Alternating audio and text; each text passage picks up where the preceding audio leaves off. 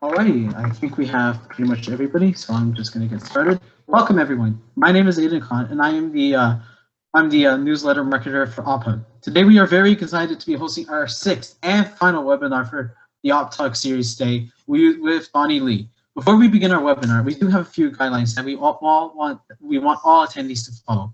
All participants are expected to use their full name as a display name, keep your cameras off, and message any relevant questions through the Zoom chat function, and we'll ask them at the end. As I'm sure you're all aware, today we are speaking with Donny Li. Donny Li is a first-year health science student at McMaster University. At school, he's part of the executive team at the Global Public Health Brigades and Canadian Society for Epidemiology and Biostatistics, as well as being involved with HOSA and the Health Science Elections Committee. Outside of school, he's a passionate pilot and civil instructor for the Royal Canadian Air Cadets, founder of the national research nonprofit AlumNav, and board director at the nationwide youth science organization Race to a Cure. Today, Donny will be giving a presentation, and then we'll move towards the Q&A at the end. So, alrighty, let's just jump right into it. Please welcome Donny. So, hello everybody. Thank you for coming today. As I was introduced, my name is Donny, and before we start, I just want to say something. Okay, so a lot of times, and I know I've been in your position a couple of times, when you join a talk, it always seems like this person is very intimidating. The matter of fact is I'm really not. And I've never been an intimidating person. So some of you might know me personally, and for those who know, you certainly know that I am not that intimidating. So feel free to ask me anything you'd like. Don't be afraid of me at all. There's nothing about me that you should be hesitant about at all. So before we get started, I have a question for you guys. And that question is, why are you attending my talk tonight? And it's a question, a very simple question, quite honestly, but it does take some thinking. So if you guys want to unmute yourself or send in the chat why you're attending my talk tonight, please let me know your thoughts. I want to hear your opinions. Give me a few moments to do that. Anything is acceptable.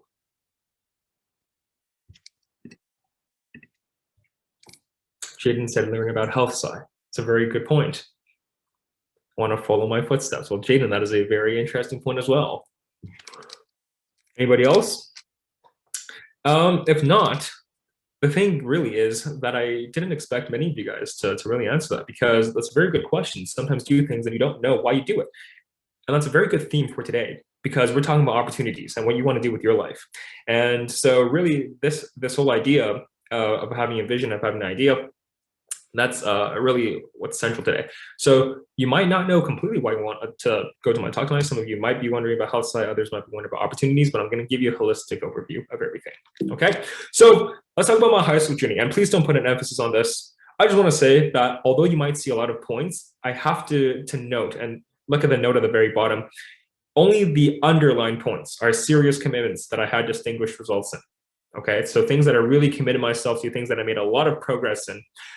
And if you look a little bit harder, you'll realize not a single one of these events at school were underlined. And that means not a single one of them I was a serious commitment to. I didn't have a serious commitment to that. So don't feel like you need to do everything for the sake of diversity or quantity. But I do want to make a mention that sometimes quantity can matter. There are some applications for university in which quantity is relatively important. But most importantly, you have to focus on quality. So I'll go over my high school journey. I was part of the volleyball team for 3 years, did track and field, table tennis for a year, jazz band for a year, and it's a Model UN Interact. So these are all general school clubs. There's some neuroscience, Brain Bee, Counting on You. So that's like a tutoring program. Same thing with senior scholars. I ran a math tournament at my school, and I was part of School Reach, which is essentially, it's like a Jeopardy type match against schools, and I did that for 2 years. So you look at all this and you say, wow, that's quite a bit. And really, the fact is that it's actually not that much. It didn't really take up too much time. And to be quite honest, it's not as impressive as the quantity may make it seem, because I didn't have a serious commitment to any of them. So you might be asking, what did I do? That's a very good question. Here's my next slide. What did I do outside of school? So again, look at the ones that are highlighted. I was a pianist. I was with the Royal Conservatory of Music. For those of you who know it, I finished my level 10 certificate. For those of you who don't, level 10 is essentially when you graduate from the program. That took 7 years. And then my other major commitment was I was part of the Royal Canadian Air Cadets, as I was introduced. So I was part of 845 Ever Aero Squadron. If you don't know what that is, no worries. Just know I was an Air Cadet. I did that for 6 years. And then, after that, I also did some other things outside of school. I was a youth ambassador for few clubs that you see here. Some of you might be familiar with them. And then I was involved with the PSPC, which is essentially the student council and my school board. Now, look at everything I've done in high school, all of those 4 years, and you only see 2 things that I highlighted. And that means that I only did 2 things that I was seriously committed to.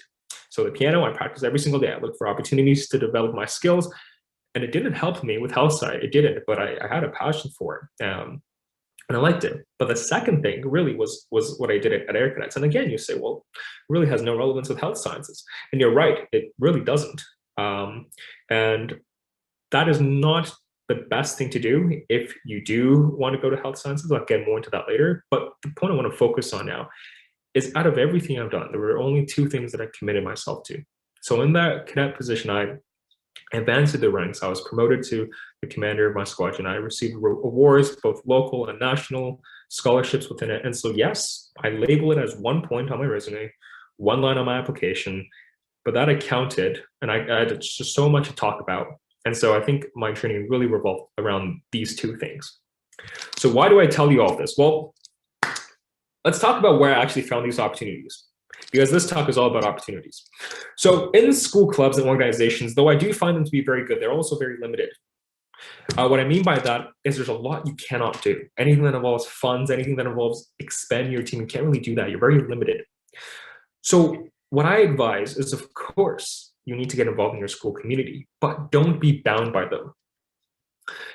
And for my case, you can definitely see there is an imbalance between what I did at school and what I did outside. I did much more in school, and that was a mistake on my part.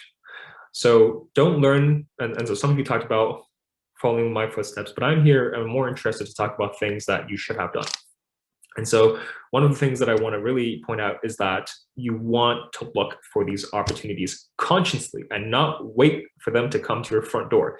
For me, all my greatest opportunities, they came by chance. I was one of the lucky ones who were presented with opportunities, and I just so happened to take them. That is not the approach that anyone should be taking. Everybody should be going, whether it's Google, whether it's to their friends, and asking for things that they're interested in. And you might not know what the opportunity is, but if you keep on looking for it, you'll find it perhaps on a Google search, perhaps by a slight mention from a friend, perhaps from the most unexpected source there is. But if you keep on looking, you'll get there. So don't follow what I did, which was to completely stick myself to school. Consciously look for opportunities outside. It could be anything, and you'll be amazed by what's out there.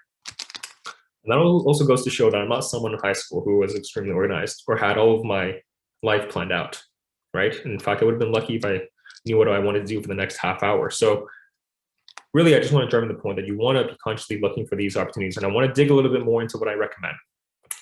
So this is not a formula. If life was a formula, everybody would be very successful, but life is not a formula. So I can't give you a set of guidelines. Well, I can't give you a step-by-step guideline, but I can give you some general lessons I've learned. The first thing is I want you to ask yourself what you're actually interested in. So never limit your options because you think it's unattainable. If you're interested in something, whether that be more academic with research, you can look into that. If you're more into practical practice with people, you can look into that. Community engagement. You want to really go into the social aspect, you can go from there. So don't limit yourself because you think something's unattainable, right? Because anything I've done that I even found to be remotely proud of was not anything that I started with the intention of having that achievement, right? So go take those opportunities, and as intimidating as it may be, you'll eventually have success. And that leads to the next point, which is you have to look for these opportunities. I said online, but really you can see them anywhere. And you will have many rejections, but you also will find many opportunities. But you have to realize, if you look at what I did in my high school career, I only had 2 major commitments, and many of my parents only had 1. So you can apply for 10, 20, 30 in your early years, and you just commit yourself to 1, that's enough. So that's another good thing, right? Now, I do want to make it clear that, and I know this as a pro tip, but it is good to engage in large youth-led organizations. It's very good, but you also have to ensure that you balance those organizations with other commitments to well-established and greater organizations that have more credibility. Because when you're in a youth-led organization, you tend to have more leadership positions, whether that be something in your school or otherwise. When it's youth-led, you tend to get promoted very quickly, and you tend to have a lot of opportunities for leadership. That is very good, and that is very impressive. However, you also have to take the identity of a student sometimes, the identity of somebody who's more of a mentee than a mentor. And so in my case, for example, when I was at Air Cadets, this is really an organization that's been going on and has its roots hundreds of years before today. And so, no, I wasn't immediately having all the leadership opportunities, but I was able to achieve much in there and benefit from its credibility. So make sure you have a good balance of the two. Now, the next part, which should be bolded, but it's actually not, is if you think about what I'm saying, it's quite simple. It's essentially, you want to look for these opportunities and go take them. And really, that's it. I mean, it's just like that. But most people don't do it. And I can tell you why from my experience, because most people are afraid to do it and they don't know that it's out there. And so they never take that first step, and they might try, they might get 1 or 2 rejections and say, no, this is not for me. And anybody can quit, really. And most of your peers, they may also have this mindset, but don't be influenced by them. You keep on doing what you do, and eventually you'll be the first. Now, finally, I just want to say, use your summer as well, okay? In my opinion, opportunities, they're much more valuable than summer school. You have a special program that you applied and got accepted to, take that. Whether that be for SHAD or anything like that, you build a network, go for that. Don't go to summer school simply because you just want to fill your mind with knowledge and with no other purpose than for the sake of going to summer school. Now, the exceptions are if you need to take prerequisite courses, then for sure you want to go to summer school. But other than that, your opportunities, your summer is really for opportunities. So that's what I recommend, unless you're in that special circumstance where you need to take prerequisite courses. Now let's talk about my transition to university. Applications, it seems to be like a very hot topic. Is it stressful? Absolutely. Is it as bad as you think? Probably not. Because it's just for a few months and it's not for the whole year. And luckily in Canada, our applications aren't actually that bad. So for example, if you apply to the US, which I did have some experience with, those are really bad applications. I mean, those are horrifying. So comparing that with Canada, it's actually come to realize that it's not that bad. As long as you manage your times relatively well and finish things in a manner that doesn't put you at the last minute rush, you'd be able to go through them. Now, I'm not going to tell you it's stressless. It is stressful, but it's not excessive so long as you are able to start them early and to have some time to review them.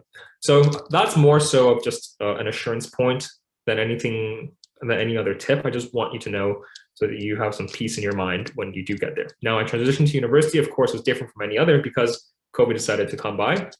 And so in my opinion, nothing was really too different. When I transitioned, I was at home. School wasn't that much different other than the fact that my professors didn't know me that well. The only difference, I think, when it comes to transitioning to first year university from a virtual perspective was just the adulting. So the credit cards, jobs, taxes. And so those will really hit you. And what I recommend, and I've talked about this with my friends as well, is you want to start to become financially educated as soon as possible, because we all know schools don't actually teach you very well in terms of being financially educated. You might take a commerce course here or there, but you won't really learn about what's most important. And that's how to build a nice credit score. That's how you're able to invest your money, how to handle your taxes in the most efficient way. And these things, nobody likes them. Some do, but everybody has to do them. So personally, I have no interest in this, but I understand that it's something that I have to do. So take your time to perhaps read a few books, watch a few videos if you want. There are a lot of resources out there. If you'd like to have some recommendations, you can always message me and I'll have my contact information available. But that's the transition. In summary, nothing too major. So let's talk about my university. So what did I do at my school? So some of you are actually already introduced to what I did. And so the first thing I want to talk about are my school clubs again. And note that this follows the same guidelines as my high school experiences. I underlined the things that were major commitments and things that were really more meaningful to me. So you can see at McMaster University, I am the executive of 2 clubs. I'm involved in a lot more. I'm involved in HOSA as well. I didn't even put that down. I'm not really committed to any of them, seriously. I mean, of course, I'm committed to that. I do my duties and I ensure that I give the organization, the club, the best that I can. But the fact is, I'm not heavily invested in that. And I don't see myself going in that forever and having a deep found passion in it. It's just something I have a slight interest in and I want to get involved with. But you take a look at these clubs, and from my perspective, at least, they're sure it's different in that it's a university environment. You have more contacts. You start hosting events and doing things that are from a greater standpoint, but it doesn't really change in terms of organization when comparing it to high school. So what's really interesting is what happens when you get outside of school. And it seems like everything great always happens outside of school. So outside of school, there are two main things that I focus on. And I want to go over the first one.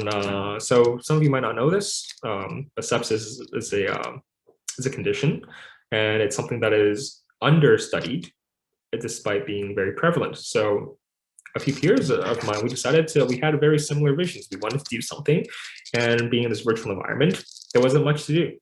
Wasn't much to get involved with. So what did we do? Well, we started our own thing. So we really committed ourselves to conducting research in this area. And sure, as first-year students, we don't have the degrees, we don't have the credibility. But what we did have was, and this sounds a little bit cheesy, but I would say we had the passion, we had the drive. Because once you have that, no matter how many corners you hit or how many walls you hit, you always find a way to continue. And sometimes that means going backwards, but eventually you always find your way to advance your mission. So in our case, we wanted to, and I don't want to get too scientific here, but we wanted to find newer, efficient ways that will allow EMS or emergency medical services, the people in the ambulance, to detect sepsis, this condition, because it's something that's quite difficult to detect, let alone doing it in a pre-hospital environment. So we really spent a lot of time over the winter break, I would say almost every day, over the winter break working on this project. We were contacting professors, experts, writing our papers, and we were quite successful in that. We actually had a presentation earlier this week, and we dedicated ourselves to that. And some of the other things I do, I'm still involved with the Air Cadet League. I'm a civil instructor now, part of the staff. And the other thing that I want to touch on briefly is another commitment that I am majorly involved with, and I founded an organization. And I did this out of a vision that I wanted to create, which was to give people opportunities to have leadership and to give them opportunities to do things they wouldn't have done otherwise in a community where it's more school-based, where there's more restrictions. So I won't go too much into it. If you are interested in what we do, you can always visit the website, simply alumnav.com. But the major point here is that I'm committing myself to something that I'm interested in. I made an opportunity for myself. And finally, I'm part of the board of directors of another youth organization called Race to Here. Again, it's something that I'm very interested in. And these are all outside of school. And I found these opportunities when I only began to search for them. So you might be saying, wow, I just jumped into university. How am I doing all of this? Well, the thing is, I started looking more. I started to look, and you can see the balance here. It's not the case where I'm doing a lot more in school now. I'm actually focused more on the other things. So if anything, after being bombarded with all this information, it really comes down to a single point, and that's just be passionate about what you do. But I do want to put a condition on that, because a lot of people say it. And look, I don't think you're going to be dying of passion to do anything in particular, especially just being very young people and still having the time to explore your interests. But have at least a genuine interest in what you're doing. And if you don't have an interest in it, that's a good indication that it's not a field you want to pursue in. So I know, for example, if you want to be well, I'll just use my case, for example, health sciences. A lot of people after this want to become a doctor. If you don't like volunteering in a hospital, that's probably a good indication you don't want to pursue this career. So, use your extracurriculars not as a way to build your resume, but as a way to really elucidate to you whether or not this is something you want to do in the long term. Don't treat it as a chore, treat it as an opportunity, because that's what it is. And so my overall tips about opportunities, okay, and I call them opportunities, they're not extracurriculars for a reason, because like I said, opportunities, they give you insight. Extracurriculars sound more like chores. So overall tips, I just want to reiterate, your peers might be more closed-minded, they want to stick with school-based, very local clubs, that is totally fine. But as somebody who wants to advance and to really open up to what's out there in the world, you want to be able to explore greater opportunities. And in this decade, and well, not this decade, but really in this era, you have the privilege of having Google, of having online resources. These are really, in my opinion, sufficient. And so go look for these things, and you'll be able to really find what you're looking for, even if you didn't know what that was to begin with. Now, I highlighted the points that I think are most important. The first one, I don't think I can reiterate or emphasize enough. So please surround yourself with people who think big. That's how I got most of my major commitments. If you surround yourself with people who are not afraid to think big, even if they're different than you, or you think they're better than you, the thing is, they're just different from you. And they'll do a lot of things that you can learn from. So surround yourself with people who think big so you learn from them, and they might be able to learn from you as well. And the other thing I want to actually point out is something that happened to me recently. Not in a good way, but it was very minor, which is to motivate and not forcefully push yourself to improve. Everybody wants to improve, to be better, to look for opportunities, to be the better version of themselves. But look, when you're very old, oh, I'm not very old, but once you are very old and you come to retirement and you look back on your life, you're not going to be very impressed if you realize you were living in anxiety and stress the entire time. So don't, even if you improve, so don't forcefully push yourself to improve when you can just motivate yourself to improve, okay? It should feel exciting and not terrible. So you should be excited by the next opportunity and not intimidated by it. So again, surround yourself with people who can inspire you to think big, but don't let anyone else's activities demotivate you. Because if they do, there's always a bigger fish than them. And say you actually do get to their level, you'll only be more disappointed to find out that there's a person even better than you. And so just focus on yourself. Don't compete with others, act with passion instead of competition. And that's when you find joy. When you act because you really just want to do it, instead of because of you wanting to compete with others, that's when you really find joy. And now the really easy point is understand what you're looking for and just look for them. Don't wait for it to show you in your front door. I gave my example, I was lucky, but just don't wait for it. You have resources like Google, take them now. I mean it. If you have time right after this talk or tomorrow, go to Google. If you're just interested in health and you don't know what specifically, go to Google and type in health opportunities near me. I kid you not, that is exactly what I did.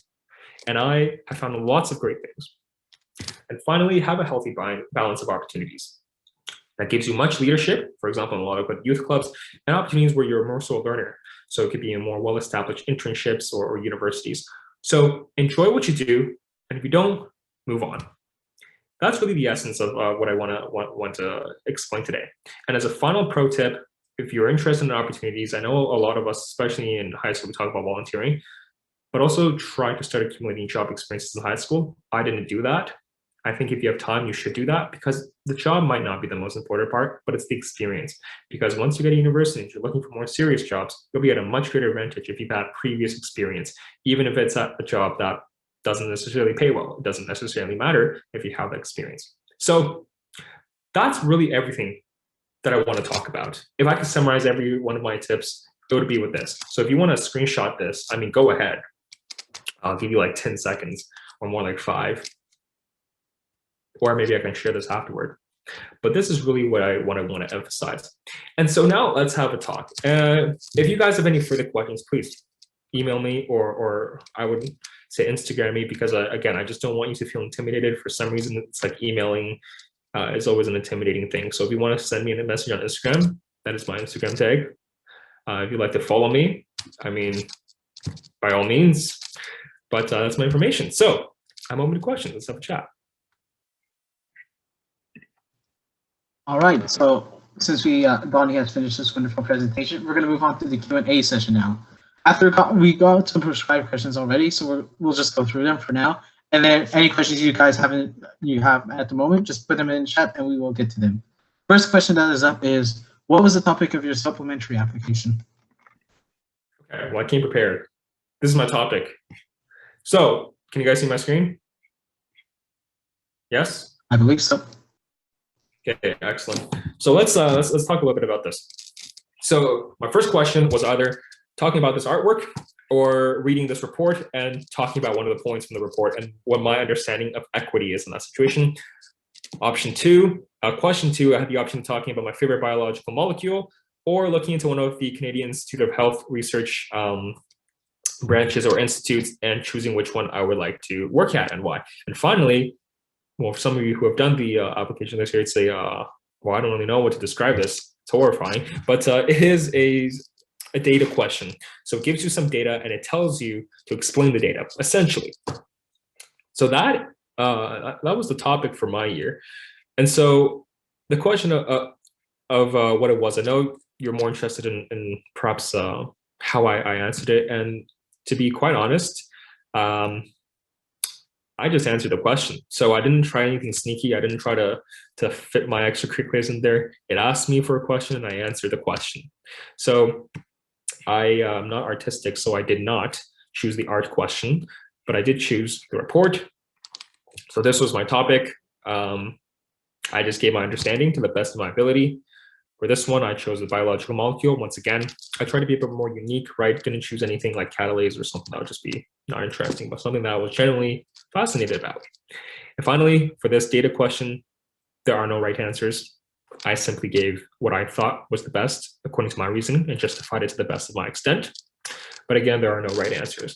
And so those were the topics for my year. Right. How do you maintain a good balance between academics and extracurricular activities? So when it comes to balancing academics and extracurriculars, well, the most important thing is to understand what your goals are. So extracurriculars, while they're important, you have to, it's a very situational thing. So for me, I knew that grades were very important just because of the nature of the field that I was interested in. So I always had to make sure I put my academics first, okay? And that means understanding how I work the best. That's the major thing. I understood how I worked the best. A lot of my friends like to study together. They liked to go to universities to study together. They would like to go in groups and call each other. As much fun as that is, I understood how I studied, so I optimized time. So I think the best thing I did was to optimize time. If I knew I studied better alone, I just studied alone. If I knew I had to get this done by a certain date, I just block off everything and get it done. And so I was talking about this actually with some people, but in this case, there's no secret formula to managing time well between academics and extracurriculars. It's just one of those things where you have to understand what's more important and simply do it. And so in terms of managing, I always give 100% focus on one thing, and I never let both of them collide. I never wanted to compete academics with extracurriculars, say which one gets priority. I just always knew what had to be done, and I don't complain about it. I finish it, and then I move on. So that's kind of like a more concrete approach I took. Alrighty. Do you have any tips for high school students looking for a future in health science? Absolutely. You have to ask yourself early, what do you mean by health sciences? So I see I have a 10-minute mark left. But if you, and by the way, if we run out of time, do we just rejoin the same link? Is that okay with everyone? I think so. Okay, excellent. So in terms of tips for health sciences, you have to ask yourself, what do you mean by health sciences? Are you talking about research in health? Are you talking about health policy? Are you talking about healthcare professional? And by healthcare professional, what do you mean? Do you mean you want to become a physician? You want to become a nurse? You want to be a physician assistant? What do you want to be, right? What do you want to do in that? And going further, say, okay, maybe I want to be a nurse. Okay, what type of nurse? What specialist do you want to be? So you have to really start thinking early and not just say, oh, I like health sciences, because health sciences can be anything, anything at all, from kinesiology to surgery. It can be anything. So try to find what you like early on. So this really comes down to the opportunities. Engage yourself. Maybe you want to find, if you are interested in healthcare professions, try going to a hospital and volunteering there. I see lots of high schoolers do that. So my biggest tip in health sciences would actually be to really understand what it is that you like about it and to explore opportunities that will allow you to have an insight from it. In my case, I didn't do that too much. And so that's why I'm telling you that this is something that you should do. Make sure you understand what part of health sciences you like. That'd be my general advice. What would you say a typical day would look like for you? For a typical day, in university now, I have the luxury of not waking up so early, except for on Wednesdays. Unfortunately, I have an early class that day. However, for the majority of my time, I can wake up whenever I like. And I'm one of those people who tend to wake up a bit later, not like super late, like 12 or 1 or anything, but a bit later. For me, I actually don't have time blocks. So I don't assign myself like for 12 to 2, I do this, for 3 to 5. I just feel like personally for me, I don't like that restriction. I don't like the feeling of doing something and having to stop when I hit it. So what I do is I plan my, I don't plan in terms of what I do at a certain time, but rather I plan in terms of what I'm going to do throughout the day. And I have a few tasks that I wanted to do, everything included schools, extracurriculars, and opportunities. And I just tell myself, I don't care how I manage my time throughout the day. I'm free to plan it however I want, but as long as before I go to sleep, I finish all of that, I'm okay. So I'd say about 80% of my time is taken up in work, 10% of the time or 15% of the time I'm taken up maybe resting or eating, and the other 5% I'm just doing something completely non-related to either. So very work dominated, but don't get it mixed up. It's really not schoolwork most of the times. A lot of it's actually what I want to do outside of school. So, yeah. How is the schooling at McMaster? And what do you like about it, and what do you dislike about it? Well, the thing about McMaster right now is, there's only so much I can say being online. What I like about it currently, and perhaps it applies more to the program than it applies to the whole university, but I do like the people. People are very supportive of each other, and most of them, of course, not all. And I don't think you'll ever like everyone in any place, but most of the people here I find to be very nice and supportive of each other. So I like the community, and also found that McMaster isn't a very, it's relatively neutral. So it's not so much party, but it's also not so much full on study. It's pretty neutral, and that's what I like about it. Although I also could be very wrong, not being on campus and only being my first year, but that's the general feeling that I'm getting from this environment. So I like the schooling in terms of the courses. We have a lot of great professors.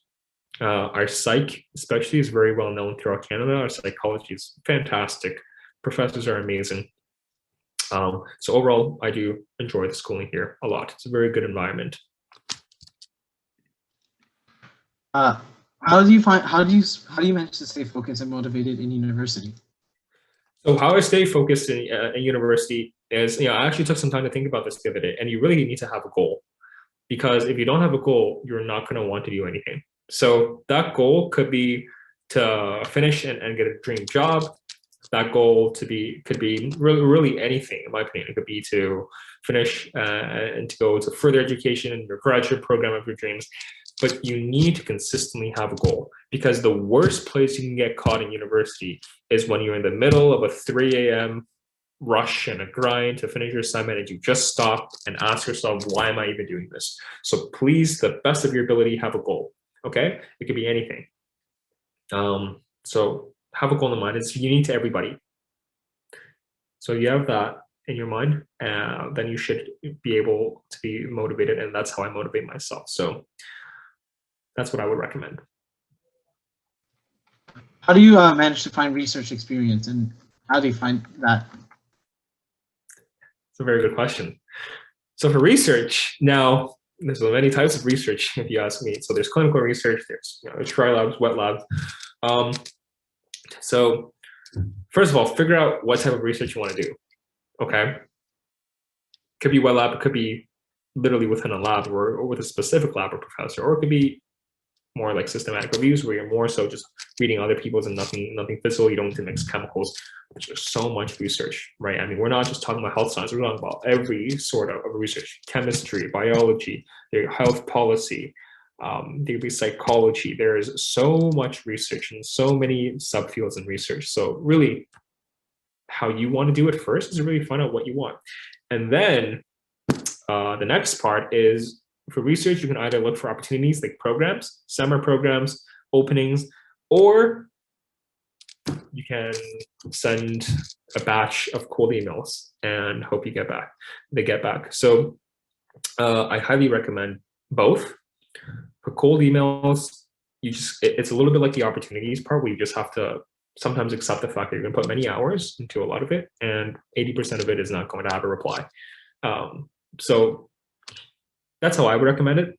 Look for opportunities that have direct entry, and also cold email a lot. And don't get discouraged if people don't respond. I've had quite a few interesting responses myself, but in either case, don't give up with a cold emailing. Alrighty, and we just have one final question from the audience. This individual is asking, do academic grades tend to drop when you go into house? Ooh, that's a good question. No, I don't want to say that once you go into university, you have to expect your grades to drop. That's not what I believe in at all. I don't think that just because it's going to get harder that you accept the fact that it's going to drop. You know what? Maybe it does. Maybe it does drop. Maybe it goes up. And it doesn't, I can't tell you for sure. But if you go in with a mentality that I'm going to get lower than I did in high school, then you are going to get lower than you did in high school. Because, I mean, there's a very good quote by Henry Ford, and he says, whether you think, and this is a quote that you don't have to live by, but it's something that I like, and it's whether you think you can or you can't, you're right. So it's all a matter of mentality. So do grades tend to drop, relatively speaking, from statistics? Yes. But you also have to understand in university, for example, a 90 to 100, it's just the same grade. They still give you a GPA of 4. So there are systems in place to help you compensate for that. However, never go in with the assumption that you're going to get a grade drop. Things might get harder, but that doesn't necessarily translate to a grade drop. So keep your hopes up, always. Just one more final question, and then we're gonna have to call it. How do you get out of a burnout? How to get out of a burnout? Well, actually, before I say that, I think the timer is gonna run out. So if it does, we'll just join back this call, correct? I believe we'll have to end it there. What's that? Okay. To avoid burnout, okay, very quick response. You really have to surround yourself with good opportunities, things that you want to do. Extracurriculars does not feel like chores. Find yourself with good opportunities and you'll be productive and you'll be able to avoid burnout by doing something you like and enjoy. So it's a very genuine response. Do what you enjoy, except try to make what you enjoy something that's also beneficial to your career. And those opportunities that I'm talking about. For example, one thing that I like to do to relax is to go to cadets. Sounds like work for a lot of people. I found it enjoyable. And I really did it no matter what, even if I had an IB exam the day after. So that would be my advice. Find things you enjoy, but make them so that it aligns with your career interests as well. All right, with that out of the way, it's time to wrap up the seminar. Thank you, Donny, for that amazing presentation, and thank you all attendees for all of your questions. We hope you enjoyed and learned something new at our final OppTalk webinar. Thank you, everyone, and have a good night.